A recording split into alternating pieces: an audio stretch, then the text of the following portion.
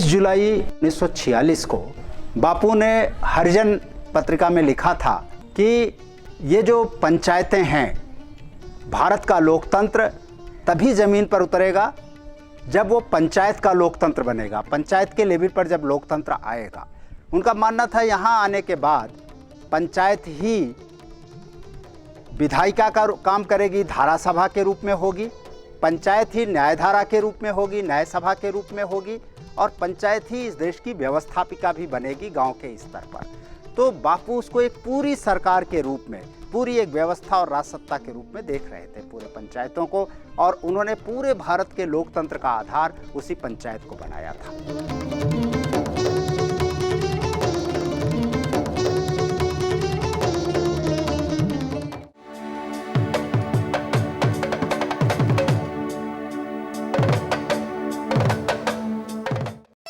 भारतीय संविधान का पावन मंदिर है भारतीय संसद, जो दुनिया के सबसे बड़े लोकतंत्री राष्ट्र भारत की गौरवशाली परंपरा का प्रतीक है,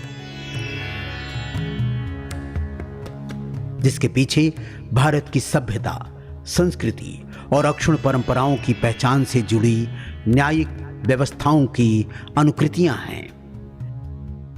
पंचायतें भारतीय संस्कृति में लोकतंत्र का मूलाधार थी। तो भारत का संविधान उसी संस्कृति को अक्षुण्ण करने के लिए, उसी संस्कृति, भारतीय संस्कृति की संरक्षण के लिए ही बना, जो वैदिक वाङ्मय में वर्णित समिति समानी के साथ पंच महाभूत से जुड़ी हैं। पंच परमेश्वर की शक्ति की अनुकृतियां भी हैं।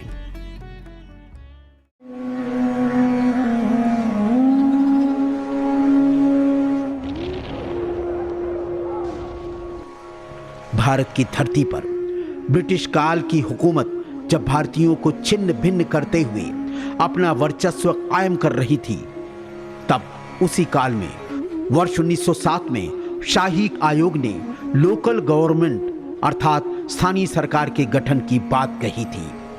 वर्ष 1909 में इस शाही आयोग की रिपोर्ट के बाद भारत के राज्यों में पंचायती राज का नियमन आरंभ हुआ। हालांकि तब उत्तर प्रदेश उस काल में संयुक्त प्रांत का हिस्सा था। वर्ष 1920 में पंचायती राज्य की परंपरागत न्याय प्रणाली को कानूनी मान्यता भी मिल गई थी।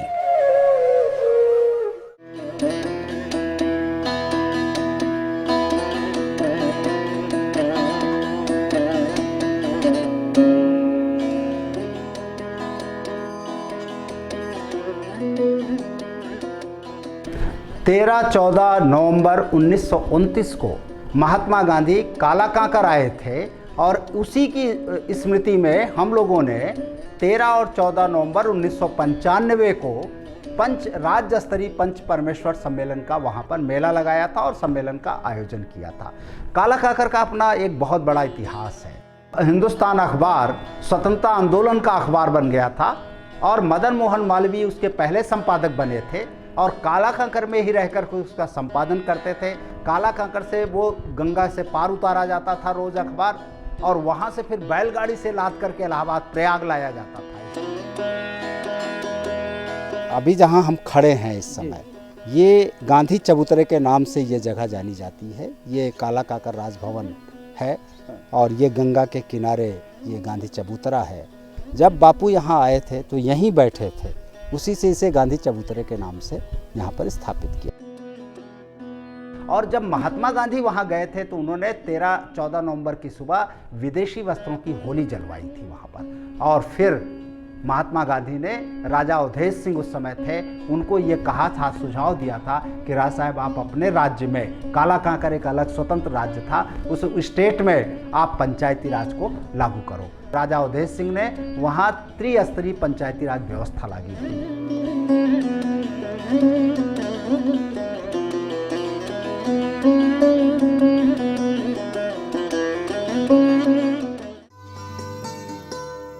ग्राम पंचायत तथा पंचायत और नगरपालिका के संबंध में लोकतंत्र और सरकार के सही अर्थ को अपनी सरकार के रूप में सामने रखता है।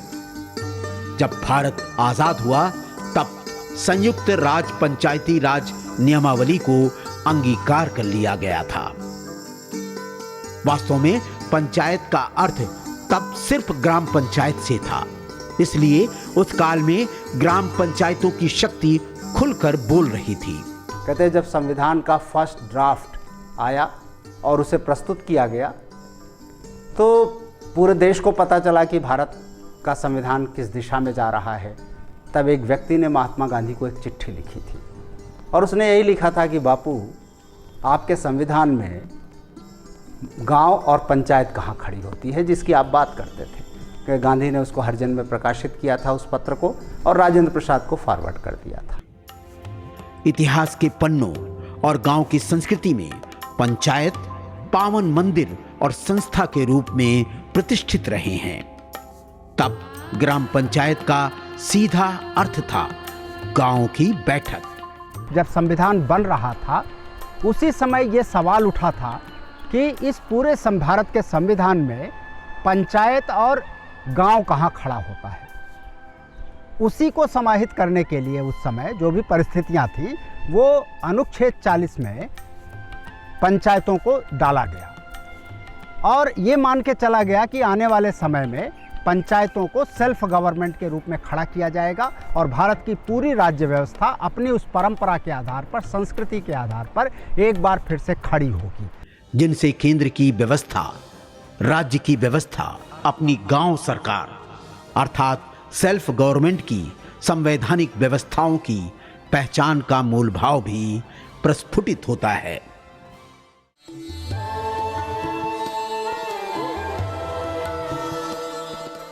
जब पंडित नेहरू पंचायती राज लागू कर रहे थे तब जयप्रकाश जी ने बहुत साफ कहा था कि पंडित जी ऐसे नहीं काम चलेगा। अगर सच में पंचायती राज लागू करना है तो पंचायतों को संविधान की मुख्य धारा में लाना होगा।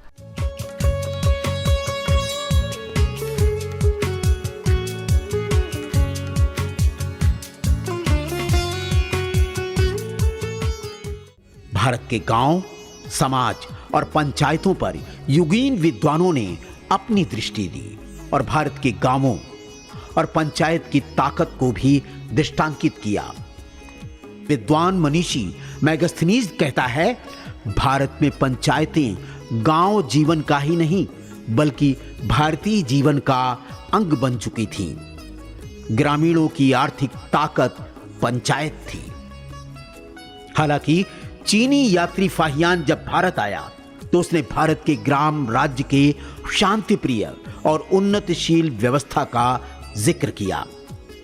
क्योंकि 17वीं शताब्दी से पहले भारत जो था दुनिया की सारी आमदनी का 24% हिस्सा भारत के पास होता था और जितना भी जिसको भी ले, चीनी यात्री को ले लीजिए, कार्ल मार्क्स को लेकर पढ़िए, भारत की संपदा, भारत की समृद्धि और भारत का भाईचारा और ये सब उसकी यशोगान करते हैं।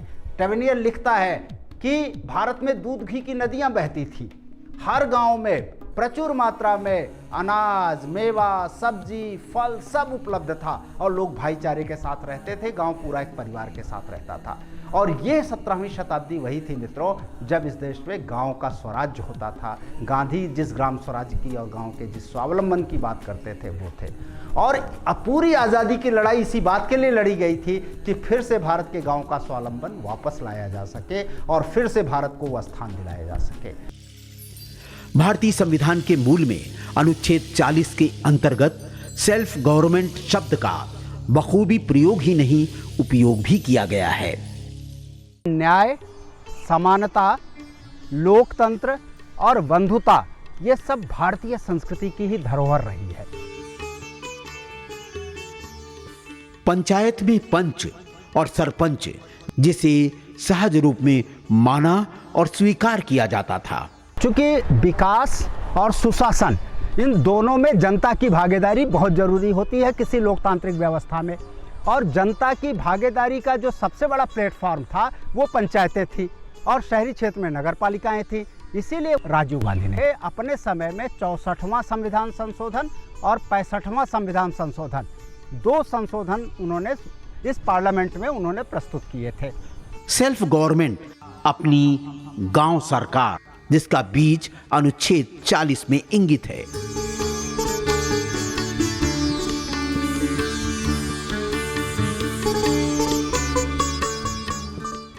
अनुच्छेद 40 में कहा गया है कि राज्य का यहाँ मतलब संविधान जब राज्य शब्द का प्रयोग करता है तो वो संघ सरकार, राज्य सरकार, सभी जो प्राधिकार है, सारी सत्ताएं हैं, उन सबको संबोधित करता है उसके माध्यम से।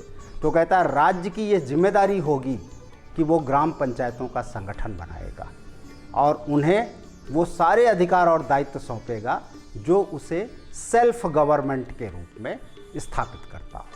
अर्थात एक और गवर्नमेंट की परिकल्पना हो गई, self government. First union government, state government और एक तीसरी गवर्नमेंट सेल्फ गवर्नमेंट, जिसकी हम हिंदी कहते हैं अपनी सरकार। भारतीय संविधान अनुच्छेद 40 के माध्यम से पंचायतों का संवैधानिक सूत्रपात किया गया। तो ये जो तीसरी सरकार है, उस तीसरी सरकार का बीजारोपण उस समय हो गया था। इसी से लोकतंत्र का मार्ग भी प्रशस्त होना शुरू हो गया। समय ने करवट ली। भारतीय संसद में 73वें संविधान संशोधन के माध्यम से सभी ग्राम पंचायतों को अपनी सरकार के रूप में अधिकार प्राप्त हुआ।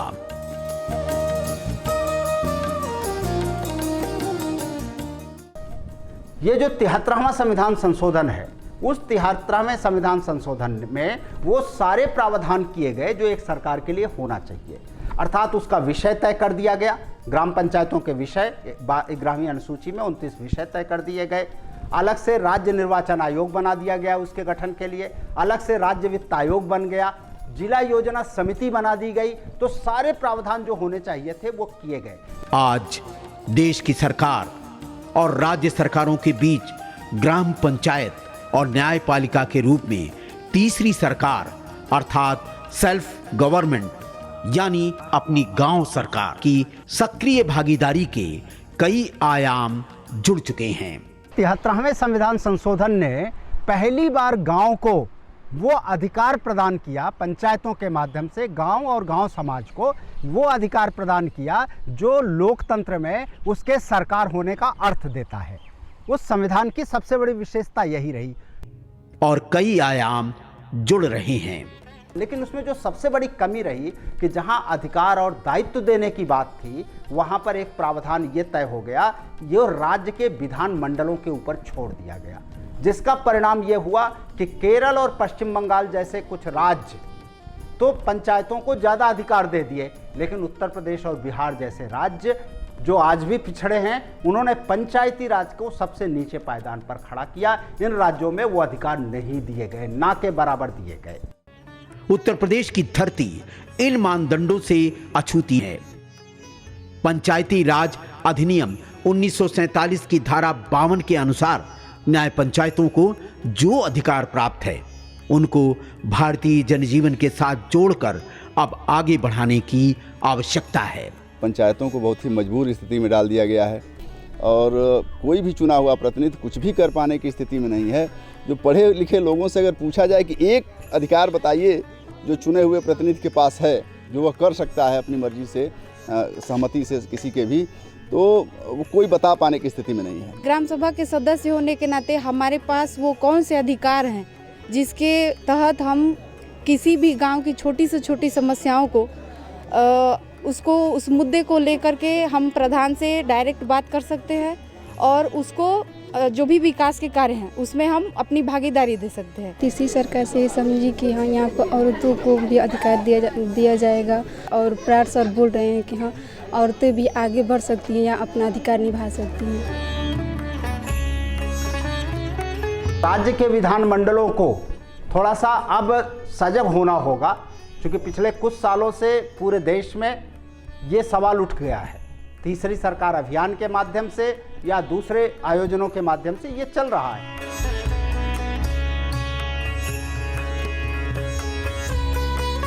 दायित्व बोध की न जानकारी होने के कारण ही आज हमारा लोकतंत्र जो है विकृत होता जा रहा है। यदि दायित्व बोध के साथ सब लोग अपना कार्य करना शुरू कर दें तो हमारा लोकतंत्र पुनः बच सकता है। गांव के लिए तो बहुत ही उपयोगी है और इससे गांव का विकास हो सकता है, बशर्ते कि अपने नीति और नियम पर ही चले। महिलाओं को भी सामान्य रूप से अधिकार मिला है और महिलाओं को भी अपने कर्तव्य का पालन करना चाहिए और अपने कर्तव्य को ध्यान में रखते हुए अपने गांव के प्रति जो भी जिम्मेदारियां है महिलाओं को उसमें भी भाग लेना चाहिए। गांव के लोगों को यह पता नहीं है कि नहीं तीसरी सरकार भी कोई सरकार होती है, जो हम लोगों को प्राण जी के माध्यम से मिला। मित्रों, भारत के संविधान ने देश के लोकतंत्र को गांव तक उतार दिया है। पंचायतों के माध्यम से इस देश के 65 करोड़ लोगों को विधायी शक्ति मिल रही है। ग्राम सभा के माध्यम से 32 लाख लोगों को सीधे लोकतंत्र की प्रशासनिक व्यवस्था से जोड़ा जा रहा है इस देश में। इससे बड़ा लोकतंत्र का व्यापक प्रसार या लोकतंत्र की पहुंच दुनिया के इतिहास में कभी नहीं हुई है। केंद्र सरकार और राज्य सरकारों के बीच तीसरी सरकार है, अपनी गांव सरकार, जो ग्राम पंचायतों की पंच शक्ति के रूप में अब अपना नया आकार ग्रहण कर रही है। जागरूकता अभियान नित नए आयाम जोड़ रहा है। वास्तव में आज से जब देश आज़ाद हुआ था और आज़ादी के बाद देश के प्रथम प्रधानमंत्री पंडित जवाहरलाल नेहरू की जो चिंता थी, वो चिंता यही थी कि ये देश के लोग जो एक लंबी गुलामी में थे, उनमें अभी भी वो मजदूरों का और गुलाम का भाव है, जो उन्होंने देखा था अपने अनुभवों में। और ये उनकी चिंता थी कि इस देश के लोग स्वतंत्र भारत में नागरिक कैसे बने और देश के नियंता और देश के कर्ता के रूप में अपने को महसूस करें। आज 70 साल बाद भी वो मजदूर से इतना अंतर हुआ है कि वो लाभार्थी बन करके रह गया है। आज वो हर चीज़ के लिए सरकार का मुंह ताकता है लाभार्थी, वो आज भी नागरिक नहीं बन पाया जो नागरिक उसे बनना था। यहाँ पर मैं एक संदर्भ देना चाहूँगा। कभी जापान के एक अर्थशास्त्री से ये सवाल पूछा गया था इस देश में, और वो सवाल ये था कि क्या भारत, जो जापान 17 करोड़ लोगों का देश है और भारत जो 125 करोड़ लोगों का देश है, वो इतना जापान 10 कदम आगे क्यों है? उसने एक ही लाइन में उत्तर दिया था कि जापान में 17 करोड़ नागरिक रहते हैं और भारत में 125 करोड़ लोग रहते हैं। ये नागरिक बनना, मजदूर से लाभार्थी और लाभार्थी के बाद नागरिक बनना, ये आज के समय की सबसे बड़ी ज़रूरत है। और ये जो तीसरी सरकार अभियान है, ये जो आपकी अपनी सरकार है, यह अपनी सरकार नागरिक बनाने का ही काम करती है और काम ही नहीं करती, बल्कि नागरिक के बोध और व्यवहार को वो लोगों के चरित्र में उतारती है, उनके व्यवहार में उतारती है। गांव-गांव युवा, स्त्री, पुरुष की भागीदारी नए पायदान पर, यानी अपनी गांव सरकार की कहानी लिख रही हैं। जब हमारी सरकार है तो यहाँ हम जो भी कार्यक्रम हमको लगाना है वो हमारे प्लानिंग से निकलेगा, हमारे नियोजन से निकलेगा, और हम अपने तरीके से अपने यहाँ के परिवेश के हिसाब से, अपने यहाँ की संस्कृति के अनुसार, अपने यहाँ के भौगोलिक वातावरण के अनुसार हम कोई प्लानिंग करें और उसको क्रियान्वित करें। डॉक्टर चंद्रशेखर प्राण ने अपनी गांव सरकार जागरूक बनाकर जो पहल आरंभ की है, उसने उत्तर प्रदेश की धरती पर गांव-गांव नया आयाम जोड़ा है।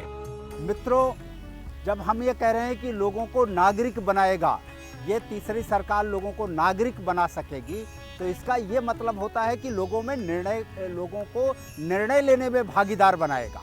जब तक देश के लोग निर्णय लेने में भागीदार नहीं बनेंगे, तब तक वो नागरिक होने के बोध से लैस नहीं होंगे। और हम ये देखते हैं कि लाल किले के प्राचीर हो या संसद हो, जब देश के वर्तमान प्रधानमंत्री नरेंद्र मोदी, नेहरू जी की, पंडित नेहरू की चिंता और वर्तमान प्रधानमंत्री ने का वो आह्वान, जो वो इस देश के नागरिकों को जब ये कहते हैं, चाहे वो सम्मान मिल रहा हो या कोई निर्णय ले रहे हो, तब ये कहते हैं कि ये निर्णय या ये सम्मान इस देश के 125 करोड़ लोगों का सम्मान है, 125 करोड़ लोगों का निर्णय है।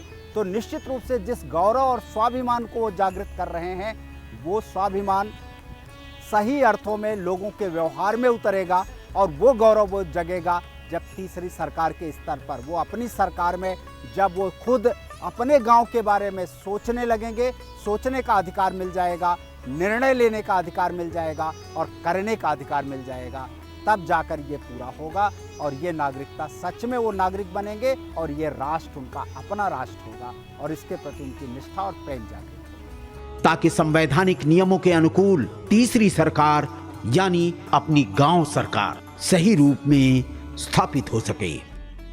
मित्रों, आगे फिर मिलेंगे और फिर बात करेंगे तीसरी सरकार, गांव की अपनी सरकार की, विकास की, खुशहाली की और सुशासन की। मित्रों, अब आगे यही देखना है कि ये विकास जिसकी एक शुरुआत हो सकी है ग्राम पंचायत विकास योजना के रूप में, और सुशासन जो कभी इस देश में न्याय पंचायतों के माध्यम से आता था, इन दोनों चीज़ों पर ही अब आगे हमें बात करना है। आगे इसी चीज़ को देखना है अगली कड़ी में कि कैसे ये चीज़ें घटित होंगी, तब जाकर इस देश में खुशहाली और सुशासन की स्थापना होगी और ये तीसरी सरकार, गांव की अपनी सरकार, इसे बेहतर तरीके से कर सकेगी।